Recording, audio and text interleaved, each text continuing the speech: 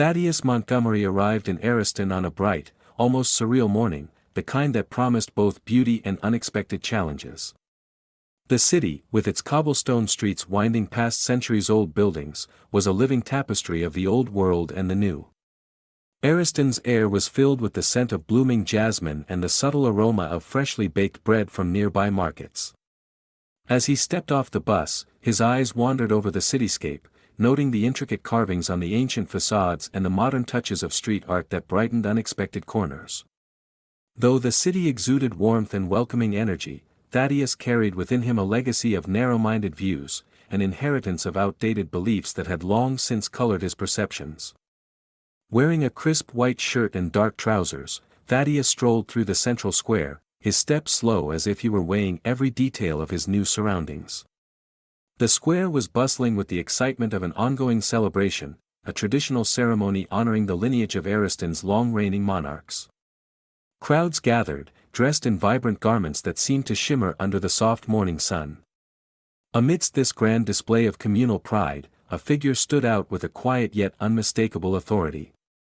Zéphyrine Avery, the royal guard assigned to oversee the ceremonial proceedings, maintained a dignified composure that belied the inner strength she had honed over years of service.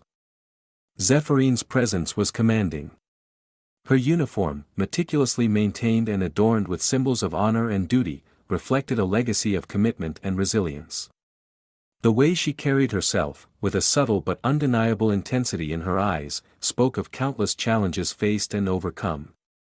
Thaddeus, whose mind was clouded by preconceptions and a deep-seated prejudice, found himself fixated on her, not as a person, but as a symbol of everything he had been taught to disdain. The layers of Ariston's history, which Zéphyrine represented, were lost on him, replaced instead by a simplistic, skewed interpretation of cultural differences. As the ceremony progressed, the atmosphere in the square grew more electric. The citizens of Ariston, united by tradition and pride, listened intently to the solemn recitations of their heritage. Zéphyrine moved with graceful precision among the dignitaries, her role not merely ceremonial but a living reminder of the city's resilience and honor. Every gesture she made resonated with the weight of her responsibilities, and every measured step conveyed a silent promise to protect and serve. Yet, in Thaddeus's eyes, these very qualities were twisted into symbols of the very diversity he could neither understand nor appreciate. Standing at the fringes of the crowd, Thaddeus's thoughts churned in a turbulent mix of curiosity and contempt. His upbringing, steeped in isolation and a distorted sense of superiority, had molded him into a man who was both fascinated and repelled by those unlike himself. The vibrant celebration, with its intricate blend of ancient rituals and modern exuberance, seemed to him an affront, a loud proclamation of values he was not willing to accept. The distant sound of choral voices and the soft murmur of the gathered people provided a stark contrast to the storm brewing in his mind. In that charged moment, the contrast between Zéphyrine's dignified poise and Thaddeus's simmering hostility could not have been more pronounced. The gentle hum of the ceremony, the delicate interplay of light and shadow over historic stone, and the palpable sense of community that filled the square all underscored the silent tragedy unfolding in Thaddeus's heart. It was as if the city itself was a character, a living, breathing testament to the power of unity and history, standing in quiet judgment of the discord that threatened to disrupt its harmony.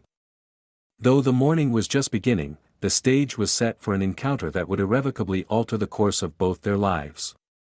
Thaddeus's inner turmoil and the rigid adherence to his inherited prejudices were about to collide with Zéphirine's unwavering commitment to duty and the honor of her people. The clash of these two distinct worlds, so vividly embodied in a single moment, promised not only tension and conflict but also the potential for transformation. In the vibrant heart of Ariston, where every stone whispered secrets of the past, the seeds of change were being sown, ready to challenge the old order and herald a future that neither of them could yet imagine. The ceremony reached its peak as the afternoon light softened into a gentle glow, and the crowd's murmur swelled into a harmonious chorus of celebration. Thaddeus Montgomery, still haunted by his inner prejudices, found his eyes locked on Zéphyrine Avery as she moved gracefully through the throng of dignitaries and citizens alike. In that charged atmosphere, the delicate balance of the celebration was disrupted by the turmoil raging within him. His gaze, once merely curious, now burned with an intensity that bordered on disdain. As the solemn recitations of the city's storied past filled the square, Thaddeus's thoughts spiraled into a dark monologue. Every careful step that Zéphyrine took, every subtle shift in her posture, was interpreted by him as a deliberate, almost taunting reminder of everything he had been taught to reject. The vibrant sounds of the ceremony, resonant drums, lyrical choral hymns, and the rustling of ancient banners, fell away into a muted background, eclipsed by the storm of emotions that surged within him. Unable to contain the rising tide of anger and prejudice any longer, Thaddeus stepped forward, weaving through the crowd with a determined, if erratic, gait. His heart pounded fiercely in his chest as he approached the focal point of the ceremony. The crowd, still enveloped in the aura of reverence and unity, began to sense an unfamiliar tension in the air. Whispers spread among the onlookers like ripples across a calm pond, as they tried to decipher the sudden shift in energy.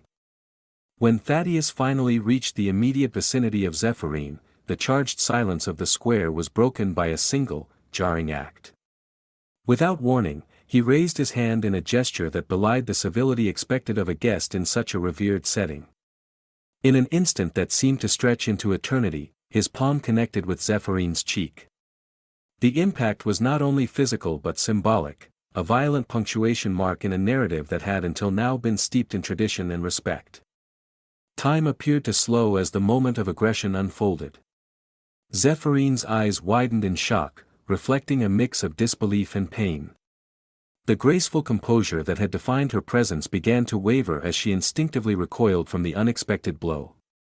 For an agonizing second, the world seemed to hold its breath. The shocked gasps of the onlookers filled the void, and the festive ambience was replaced by a palpable tension. The sound of the strike echoed against the ancient stones of the square, marking a turning point that none present would soon forget. In that split second, the values and emotions of two very different lives clashed. Zéphyrine, though momentarily stunned, found herself gripped by a resolve that ran deeper than the shock of the assault. The teachings of honor, duty, and the resilience of her people surged through her veins. Without a conscious decision, her body reacted in self-defense, a swift, almost elegant movement that repelled the aggressive thrust of Thaddeus. The counteraction was not born of malice but of a deep-rooted instinct to preserve dignity and protect oneself in the face of unwarranted violence. The immediate aftermath of the confrontation was a whirlwind of emotions.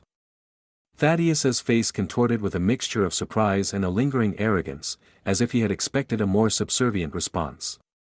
Meanwhile, Zéphirine's expression hardened into a mask of controlled determination.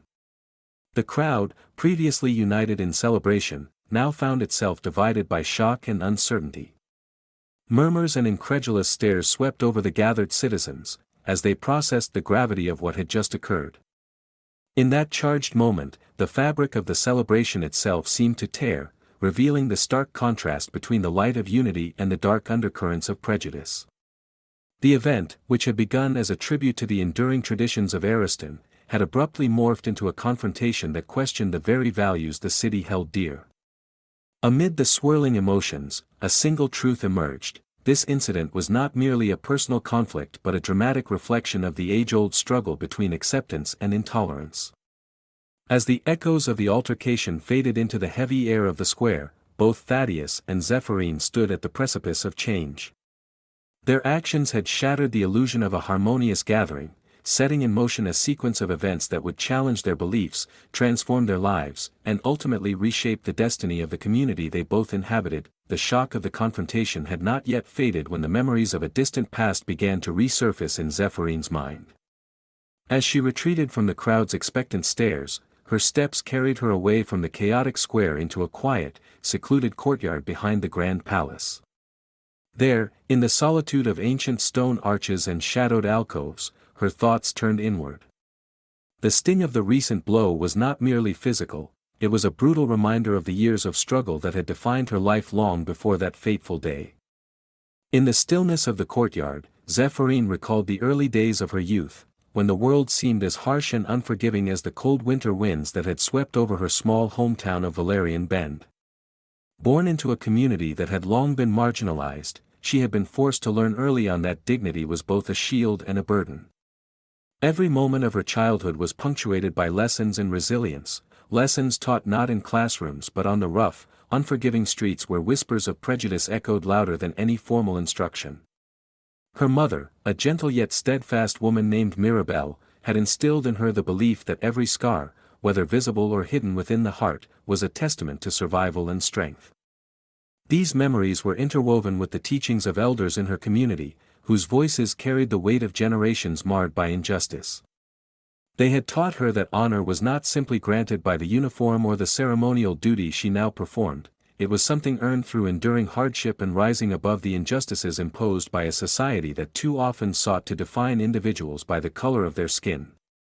As Zéphirine remembered the long nights spent listening to stories of resistance and sacrifice, a quiet determination welled within her.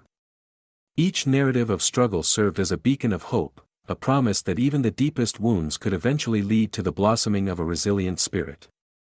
Simultaneously, far from the sanctuary of her reflective solitude, Thaddeus Montgomery found himself grappling with echoes of his own past.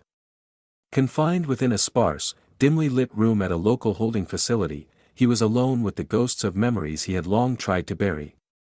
His upbringing in a secluded part of the country had been steeped in an insidious blend of pride and prejudice, a legacy handed down like a family heirloom, its weight as palpable as the leather-bound books that lined his father's study. In those early years, Thaddeus had absorbed lessons that painted the world in stark contrasts, the us versus them mentality that seemed to justify every act of intolerance. The voices of his mentors, the stern yet misguided words of authority figures, echoed in his mind as he sat in silence. The room around him felt suffocating as he struggled to reconcile the image of the man he had become with the nascent doubts stirring within his soul. Images of his youth, scenes of isolation, of narrow corridors lined with the cold, unyielding doctrines of his family's beliefs, played out like an old film reel. There were moments when he had felt a twinge of dissonance, a fleeting recognition that perhaps the world was far more complex and layered than the simple dichotomy he had been taught to believe in. Yet, these insights had been swiftly drowned out by a chorus of indoctrination that left little room for introspection. Now, in the aftermath of his reckless actions, those long-suppressed questions began to rise to the surface, unbidden and relentless. Both Zéphirine and Thaddeus were haunted by the shadows of their pasts, their separate journeys marked by struggle, pain, and the enduring quest for identity. For Zéphirine, the recollection of every hardship experienced during her formative years was imbued with a bittersweet tenderness, a reminder that each setback had forged her into a guardian whose strength was drawn from the well of communal suffering and resilience. For Thaddeus, the realization of his inherited biases was both a moment of painful clarity and a precursor to an internal battle that promised to redefine him entirely. As the light in the courtyard slowly dimmed into the cool embrace of twilight, Zéphirine's inner dialogue transformed from sorrow to a steely resolve. She recognized that the events unfolding before her were not isolated incidents but the continuation of a larger narrative, a narrative where personal histories and societal constructs intersected in unpredictable and often tragic ways. Meanwhile, in his secluded cell, Thaddeus felt the stirrings of a change he had long resisted. The confrontation, as shocking and violent as it had been, forced him to confront the uncomfortable truths about his upbringing and the distorted legacy he had been determined to uphold. In these quiet moments of introspection, both individuals stood at the precipice of transformation. The painful memories of the past, once sources of deep-seated sorrow and regret, now began to serve as catalysts for potential redemption. The shared weight of their histories hinted at the possibility that, even in the darkest of times, the human spirit was capable of evolution, a slow, arduous process that could, eventually, lead to a reimagined self and a future unmarred by the bitterness of old wounds. In the hours following the explosive altercation, the city of Ariston found itself gripped by a collective sense of uncertainty and introspection. News of the incident spread like wildfire, reaching even the most remote corners of the community. The once jubilant atmosphere that had filled the square was now replaced with a solemn reflection on the events that had transpired. Authorities began their investigations with measured urgency, while citizens struggled to reconcile their deep-rooted traditions with the unsettling reality of modern discord. For Zéphirine, the turning point was both immediate and deeply personal.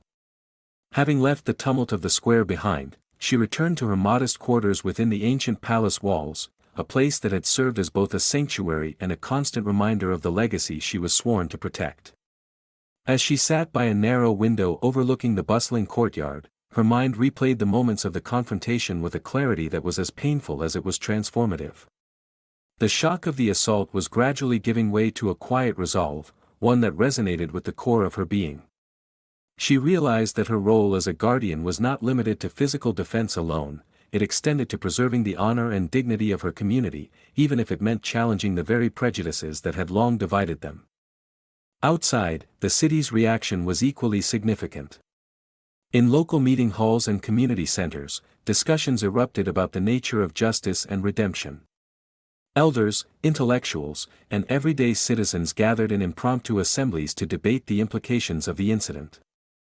The debate was not one of simple right or wrong but of confronting a legacy of discrimination and misunderstanding. Many argued that the violent outburst was a symptom of deeper societal fractures that had been allowed to fester in silence for too long. In these discussions, voices from all walks of life began to share personal experiences of marginalization and injustice, weaving a narrative that called for collective healing. Thaddeus, meanwhile, faced a very different kind of reckoning. Confined to a stark, unfamiliar room within the local holding facility, he was left alone with his thoughts and the echoing regrets of a lifetime steeped in inherited prejudice. The solitude of his cell became a crucible in which the raw intensity of his emotions was slowly tempered by reluctant introspection. Night after night, as the cold concrete walls closed in around him, he began to confront the painful memories of his upbringing, a childhood marked by rigid doctrines and an unwavering sense of superiority that had insulated him from the complexities of human experience. The violent moment in the square, as much as it had shocked those around him, had shattered the carefully constructed facade of certainty he had maintained for so long. In this enforced isolation, Thaddeus encountered a series of internal dialogues that challenged every preconceived notion he had ever held. He began to understand that his actions were not isolated aberrations, but rather the inevitable outcome of a lifetime spent nurturing a toxic ideology. Slowly, the seeds of doubt that had lain dormant in the recesses of his mind began to sprout. He recalled instances from his past, subtle moments of discomfort, fleeting questions about the fairness of the world, that now took on a new significance. The confrontation had become a mirror, reflecting back to him the myriad ways in which his inherited biases had distorted his understanding of dignity and respect. As the days passed, the public reaction evolved from shock to a cautious optimism that change might be possible. Community leaders and local activists proposed a restorative justice initiative, a platform where both sides could engage in dialogue, share their personal stories, and work toward reconciliation. The idea was radical in its simplicity, to transform a moment of violent confrontation into an opportunity for mutual understanding and growth. Among the proponents of this initiative was a respected local figure who had long championed the cause of unity. He argued that true justice was not served by punishment alone, but by creating spaces where the wounded could speak and the wounded could listen. This proposal, though controversial at first, began to resonate with a significant portion of the population. Meetings were organized in which Thaddeus and Zephyrin would be invited to share their experiences. For many, these sessions offered a chance to bridge the gap between two seemingly irreconcilable worlds. While some remained skeptical, others saw the process as a necessary step toward healing, a way to confront the painful realities of the past and carve a path toward a more inclusive future. In the midst of this evolving dialogue, Zephyrin felt a profound stirring within her. The pain of the encounter had not faded, but it had been tempered by a renewed sense of purpose. She recognized that while her personal scars were deep, they could serve as conduits for change, proof that even the most grievous wounds could eventually lead to understanding and reconciliation. With a quiet determination, she resolved to participate fully in the restorative process, not out of a desire for vengeance, but from a commitment to protect the dignity of her people and the integrity of her own soul. For Thaddeus, the journey toward redemption was just beginning. Each day in confinement brought with it a new opportunity to reflect, to learn, and, most importantly, to change. Though the road ahead was steep and fraught with uncertainty, there was an emerging belief that transformation was possible, that the legacy of his past did not have to dictate the shape of his future. In the unfolding hours of that turning point, both Zephyrin and Thaddeus stood on the threshold of transformation. Their individual experiences, though vastly different, were now intertwined in a shared narrative of challenge, introspection, and the tentative hope of redemption. The city of Ariston, too, began to show signs of awakening, as the collective consciousness shifted toward a future where the old divisions could be reconciled through honest dialogue and genuine understanding. In the days that followed the public outcry, Thaddeus found himself confined not only by the stark walls of the holding facility but also by the chains of his own conscience. The oppressive solitude of his cell became an unlikely crucible for transformation, a place where the noise of the outside world faded, leaving him alone with the harsh echo of his inner thoughts. It was during one of these long, silent nights that a quiet, measured voice began to resonate in the darkness, a voice that would soon guide him on the arduous journey of redemption. This unexpected guide was Orion Huxley, a fellow inmate whose reputation for wisdom and compassion had preceded him. Orion was a man marked by his own trials, having spent years studying ancient philosophies and the transformative power of empathy. With a gentle demeanor and a steady gaze, he had earned the respect of those around him, not through force or authority, but through a profound understanding of human frailty and strength. When Orion first approached Thaddeus, it was with the unassuming kindness of someone who had weathered many storms and emerged with scars that spoke of both suffering and hope. Their initial conversations were hesitant, laden with the weight of unspoken truths. At first, Thaddeus resisted the soft prodding of his newfound mentor, clinging desperately to the beliefs that had long been his armor. However, Orion's calm persistence slowly chipped away at the hardened veneer of prejudice that Thaddeus had cultivated over years of indoctrination. Over time, the two began to share stories, Orion speaking of his own struggles against injustice and the liberating power of self-reflection, and Thaddeus, albeit reluctantly, admitting the confusion and pain that simmered beneath his rigid exterior. Orion introduced Thaddeus to the writings of great thinkers and poets who had challenged the status quo and championed the cause of human dignity. Through these texts, Thaddeus was exposed to a world where compassion and understanding reigned over fear and hatred. Every page he turned served as a mirror, reflecting back a distorted image of the man he had been and hinting at the possibility of who he could become. In the quiet hours of the night, with only the scratch of his pen on paper to mark his awakening, Thaddeus began to document his innermost thoughts in a weathered journal. These pages, raw and unfiltered, became the repository of his gradual transformation, a testament to the slow, often painful process of confronting one's own demons. As the days turned into weeks, the stark routines of the holding facility began to lose their oppressive grip on Thaddeus's spirit. Instead, each day became an opportunity for quiet introspection and deliberate change. He started to recognize the insidious nature of the prejudices that had been woven into the fabric of his upbringing, a tapestry of fear and misunderstanding that had defined his interactions with others. Under Orion's patient guidance, Thaddeus learned to question the narratives he had once accepted without hesitation. In their long walks across the prison yard, where the stark light of day met the muted shadows of confinement, he began to see the world in shades of gray rather than in the black and white extremes of his former beliefs. The transformation was neither sudden nor complete, but it was real. With every conversation, every shared moment of vulnerability, Thaddeus felt the stirrings of a conscience that had long lain dormant. The old justifications for his actions, once so deeply ingrained, started to crumble under the relentless force of truth and introspection. He began to understand that his past actions were not isolated transgressions but were symptomatic of a larger legacy of intolerance, a legacy that he now felt an urgent responsibility to dismantle. This inner revolution was not without its moments of painful self-reckoning. Thaddeus recalled fragments of his childhood, scenes of isolation and the relentless echo of outdated ideologies that had been drilled into him by those he had once admired. Confronting these memories, he felt a deep remorse that was both heart-wrenching and cathartic. It was in these moments of vulnerability that Thaddeus truly began to grasp the magnitude of the hurt he had caused, not just to others, but also to the very essence of his own humanity. Orion's influence extended beyond the realm of philosophical discourse. He embodied the possibility of change through his own actions and his unwavering belief in redemption. His quiet confidence in the power of human transformation became a beacon of hope for Thaddeus, a reminder that even the most entrenched ideologies could be dismantled by the persistent light of empathy and understanding. As Thaddeus slowly shed the layers of bitterness and prejudice, he felt an emerging desire to make amends for the wrongs of his past.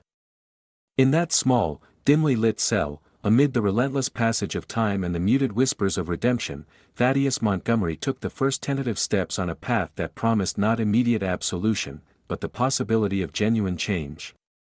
The journey ahead was daunting, marked by the need to rebuild a shattered self and confront a community that might never fully forgive him. Yet, for the first time in his life, Thaddeus felt the stirring of hope, a hope that, with persistence and humility, he could transform not only his own destiny but also contribute, in some small way, to healing the deep-seated divisions that had long haunted both his past and the broader world outside that. In the weeks that followed the intense period of introspection and communal discourse, fate began to weave together the lives of Thaddeus and Zéphyrine in unexpected ways. A series of restorative justice meetings had been organized as part of the community's effort to bridge the deep divide that had formed in the wake of the public confrontation. These gatherings were held in a modest community center, its walls adorned with murals depicting Ariston's storied past and its people united in shared struggle. The atmosphere was charged with a mixture of cautious hope and lingering pain, as citizens from all walks of life came together to address the wounds that had long festered beneath the surface of their interactions. Thaddeus, newly emerging from his period of solitary reflection, found himself both apprehensive and compelled to face the consequences of his actions. He had spent countless hours grappling with his past and the heavy burden of his prejudices, and now he was confronted with the reality of having to meet the person he had harmed. When he first walked into the community center, his steps were hesitant and his eyes downcast, as if he were trying to avoid the truth of what he had done. Yet, as he took his seat in a circle of diverse faces marked by both skepticism and hope, a subtle shift began to occur within him. The discussions that followed were raw and unfiltered, filled with stories of personal loss, regret, and the fervent desire to heal old wounds. Across the circle, Zéphyrine sat with a composed yet unmistakably guarded expression. The recent events had left a lasting imprint on her, but she also recognized the importance of this process, not only for her own healing but for the broader purpose of mending the community. Every time she glanced at Thaddeus, a turbulent mix of memories and emotions stirred within her. She recalled the moment of the assault, the shock that had rippled through the square, and the deep personal pain it had inflicted. Yet, over time, her inner resolve had grown, steeling her for the difficult journey of dialogue and reconciliation that lay ahead. The meeting commenced with a gentle invitation from a respected community mediator, who encouraged everyone to share their perspectives without judgment. One by one, participants recounted their experiences of discrimination, misunderstanding, and the long-term impact of deep-seated biases. Thaddeus listened intently to the testimonies of those who had been touched by the incident, their voices echoing with both sorrow and a longing for change. It was in these moments of shared vulnerability that the layers of hostility and resentment began to peel away, revealing the underlying human connections that, despite everything, still bound the community together. When it was finally Thaddeus's turn to speak, his voice trembled as he attempted to articulate the inner turmoil that had plagued him for so long. He spoke of the rigid doctrines that had shaped his early years, the insidious nature of the prejudices that had been instilled in him, and the painful awakening that had started in the confines of his cell. With each word, he exposed not only his personal guilt but also his genuine desire to transform into someone capable of empathy and understanding. The room was silent as his confession resonated, a silence heavy with both compassion and the unspoken acknowledgement of the long road ahead. Across the circle, Zéphyrine felt a complicated stir within her. The anguish of her past was intermingled with a cautious openness to the possibility of forgiveness. Though the scars of the assault were still vivid in her mind, the restorative process allowed her to see Thaddeus not as a symbol of everything she had fought against, but as a man who was, in his own painful way, seeking to redeem himself. In a moment of deliberate vulnerability, she recounted her own story, the struggles of growing up amidst a legacy of discrimination, the countless moments of quiet resilience, and the deep-seated belief that every individual had the capacity to change. Her words were measured, yet imbued with a force that seemed to command the respect of everyone present. As the conversation unfolded, the boundaries that had once separated them began to blur. The restorative meetings became a space where accusations were gradually replaced by understanding and where the simple act of listening became a catalyst for change. Thaddeus and Zephyrin found themselves engaging in quiet, side-by-side conversations during the breaks, exchanging hesitant words that, while initially laden with the residue of their shared past, slowly began to carry the promise of a new beginning. They discussed the philosophies that had influenced them, the painful lessons of history, and the hope that, even in the aftermath of violence, there could be a rebirth of respect and dignity. These interactions were neither swift nor easy. There were moments when silence stretched uncomfortably between them, punctuated by the weight of memories too painful to ignore. Yet, with each encounter, a fragile bridge was built, one that spanned the chasm of misunderstanding and hurt. Both Thaddeus and Zephyrin discovered that through open, honest dialogue, it was possible to begin reconciling the disparate pieces of their identities. Thaddeus admitted that the transformative guidance he had received in confinement had only scratched the surface of the deep-seated change that he knew he needed to pursue. Meanwhile, Zephyrin recognized that, while the past could never be erased, the future held the promise of healing if people were willing to learn from their collective mistakes. In the gentle glow of the evening, as the meeting drew to a close, the participants emerged with a renewed sense of possibility. Thaddeus, though still burdened by remorse, felt a spark of determination to make amends, not merely through words, but through tangible actions that could contribute to the healing of the community. Zephyrin, with her unwavering commitment to honor and dignity, felt a cautious optimism that even the deepest wounds could be mended through empathy and the willingness to understand. Their intersection, born from conflict and nurtured in the crucible of restorative justice, marked the beginning of a slow but meaningful transformation, one that promised to reshape not only their lives but the very fabric of Ariston itself. In the months that followed the restorative meetings, a palpable shift began to spread through Ariston, a subtle yet undeniable thawing of long-held enmity and distrust. The community, once sharply divided by the scars of conflict, gradually started to rally around a common vision of healing and unity. At the heart of this transformation was a series of grassroots initiatives, spearheaded by a passionate and unconventional activist named Clementine Hollister. With her rare name echoing a spirit of individuality and resilience, Clementine emerged as a charismatic leader determined to dismantle the structures of hatred that had so long fueled division. Clementine organized town hall gatherings, public art projects, and dialogue circles that invited citizens from all walks of life to share their stories of pain, hope, and recovery. These events were not merely symbolic, they were designed to foster genuine understanding by encouraging participants to confront the roots of their biases. On warm summer evenings, as the golden light bathed the city's historic streets, people would gather in open parks and community squares, where murals were painted and songs of hope echoed. The art on these walls told stories of loss, redemption, and the beauty of diverse cultures coming together. Each brushstroke and color was a testament to the belief that art could heal even the deepest wounds, transforming anger into empathy and hatred into understanding. During one particularly moving session, Clementine invited both Thaddeus and Zephyrin to share their personal journeys in front of an audience that had grown increasingly eager to embrace change. In that emotionally charged moment, the two former adversaries spoke not as representatives of their past selves, but as living symbols of transformation.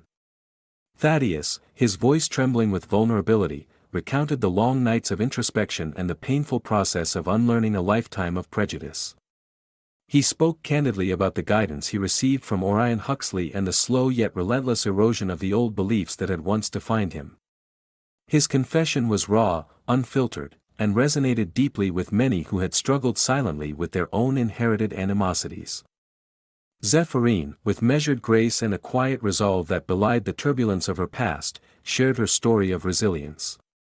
She described the hardships she had faced as a member of a community that had been systematically devalued and the strength she had drawn from those experiences. Her narrative was not one of victimhood, but of empowerment, a declaration that despite the scars inflicted by hatred, she had found within herself the courage to embrace hope and advocate for justice. Her words, laced with both sorrow and a steadfast determination, underscored the belief that true healing was possible only when individuals were willing to confront their pain and use it as a stepping stone toward a more inclusive future. The impact of these public dialogues was profound. As more citizens began to confront their own biases, local institutions started integrating these lessons into community programs and school curricula. Educational workshops were organized, focusing on the historical roots of prejudice and the importance of empathy. Community leaders, inspired by the courage of individuals like Thaddeus, Zephyrin, and Clementine, set up initiatives to document the oral histories of those who had lived through periods of intense discrimination. These recordings not only served as a reminder of the past but also as a beacon of hope for future generations, a reminder that change, while arduous, was indeed possible. In parallel with these intellectual and emotional efforts, practical projects were launched to rebuild trust on a tangible level. Neighbors collaborated on community gardens, local businesses joined forces to revitalize historic neighborhoods, and volunteer groups formed to assist the most vulnerable members of society. Each act of cooperation, however small, contributed to a slowly transforming social fabric, a fabric that was resilient enough to mend the holes created by decades of division. As the community of Ariston began to see the fruits of their collective labor, an air of cautious optimism permeated the streets. For Thaddeus, every day became a challenge to prove that his transformation was genuine. He worked tirelessly alongside community volunteers, helping to rebuild damaged neighborhoods and mentoring young people on the importance of empathy and self-reflection. With each act of service, he sought to atone for his past transgressions and demonstrate that change was not only possible but essential for the future of Ariston. His journey was marked by setbacks and moments of regret, yet each obstacle only reinforced his commitment to overcoming the darkness that had once defined him. Meanwhile, Zephyrin continued to honor her duty with renewed vigor, her service now enriched by a profound personal conviction that every individual deserved a chance at redemption. Her interactions with the community were transformed. No longer did she stand as a symbol of authority, but as a mentor and a guardian of hope. In her quiet yet impactful way, she helped others find the strength to confront their inner demons and embrace the possibility of transformation. Over time, the narrative of Ariston shifted from one of sorrow and division to one of unity and collective resilience. The seeds of understanding, sown through candid conversations and nurtured by the shared labor of rebuilding, began to flourish into a vibrant tapestry of interwoven lives and renewed trust. The journey to overcome hatred was far from complete, and the scars of the past still lingered in quiet corners, but the community had taken its first meaningful steps toward healing. In the interplay of art, dialogue, and shared endeavor, the people of Ariston discovered that while the legacy of hatred might never fully vanish, it could indeed be transformed into a foundation upon which a more compassionate and unified future could be built. That in the cool light of a new dawn, Ariston had transformed into a place where the echoes of past discord were slowly giving way to the murmurs of renewal and hope. As the city prepared for its annual celebration, a festival that had once been a symbol of rigid tradition but was now reimagined as a tribute to unity and resilience, the streets seemed to pulse with an energy that was both reflective and forward-looking. Thaddeus Montgomery and Zephyrin Avery, whose lives had been so dramatically intertwined by fate, now found themselves standing side by side at the heart of this transformative moment. The festival was unlike any that Ariston had seen before. Gone were the days of silent judgment and covert prejudice. In their place were vibrant displays of art, music, and storytelling, each performance a deliberate effort to bridge the gaps between the old and the new. Banners fluttered in the soft breeze, their colors symbolic of a diverse tapestry woven together by shared struggle and hope. In every corner of the city, citizens gathered not merely to celebrate tradition, but to honor the remarkable journey of healing that had united them. At the center of the celebration, a grand stage had been erected in the refurbished ancient square. Here, representatives from every segment of the community delivered speeches and performances that recounted the tumultuous events of the past months and the resilience that had followed. Thaddeus, now a man visibly changed by his introspection and acts of service, stood before a crowd that included both skeptics and supporters. With a humble voice, he recounted the painful evolution of his character, his reflections in the solitude of a cold cell, his enlightening conversations with Orion Huxley, and his eventual awakening to the damaging effects of his former prejudices. His words were sincere, resonating with the deep vulnerability of a man who had learned to confront his innermost flaws. Beside him, Zephirine's presence was a quiet yet powerful reminder of the strength found in forgiveness. Her story, once marked by the scars of a lifetime marred by discrimination, had blossomed into a testament to the indomitable human spirit. With measured grace, she described the long, arduous journey from pain to empowerment, a path that had led her to embrace not only her own resilience but also the possibility of redeeming those who had once been her adversaries. The crowd listened in respectful silence, many moved to tears by the raw authenticity in her voice. As the festival continued, community leaders unveiled new initiatives designed to foster ongoing dialogue and cooperation. Workshops on cultural awareness and empathy were scheduled for the coming weeks, while art exhibits celebrated the rich history of Ariston along with its hopeful future.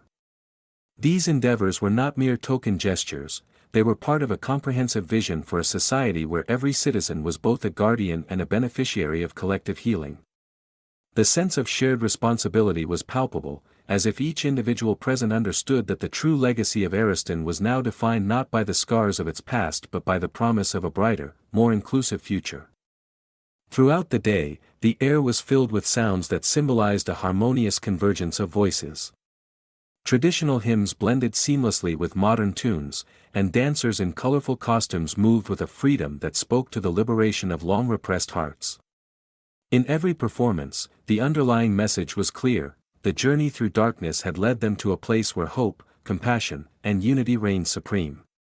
As the evening descended, the city gathered around a colossal bonfire erected in the central square. The fire's glow illuminated the faces of citizens from all walks of life, uniting them in a shared moment of introspection and celebration. Thaddeus and Zephirine, standing side by side at the edge of the gathering, exchanged a look that conveyed a profound mutual understanding. Their journey had been fraught with pain and regret, yet it had also given rise to an unshakable belief in the possibility of change. In that flickering light, the past seemed to merge with the present, and the path ahead appeared filled with promise. In a final symbolic act that encapsulated the spirit of the day, representatives from the community, young and old alike, released a cascade of lanterns into the night sky. Each lantern carried with it a personal wish for a future free from the shadows of hatred and discrimination. As the lanterns drifted upward, their soft luminescence painted the dark canvas above in hues of hope and renewal. It was a moment that captured the essence of Ariston's transformation, the acknowledgement of past pain, the celebration of hard-won redemption, and the collective commitment to a future where every life was valued. By the end of the night, as the last of the lanterns disappeared into the horizon, the city had unmistakably embraced a new identity. The scars of earlier conflicts were still there, but they had been softened by time, dialogue, and the shared determination to build something better. Thaddeus and Zephirine, each having traversed the arduous path from enmity to empathy, now embodied the possibility of reconciliation. Their individual journeys had merged into a powerful narrative of transformation, a narrative that served as a guiding light for all of Ariston. In that lingering, peaceful quiet of the post-festival night, it was clear that while the journey to overcome deep-seated prejudices was ongoing, the first decisive steps had been taken. The city, once divided by fear and misunderstanding, now pulsed with the steady beat of unity and hope, a living testament to the belief that even the most painful chapters of the past could eventually be rewritten into a story of healing, renewal, and enduring grace.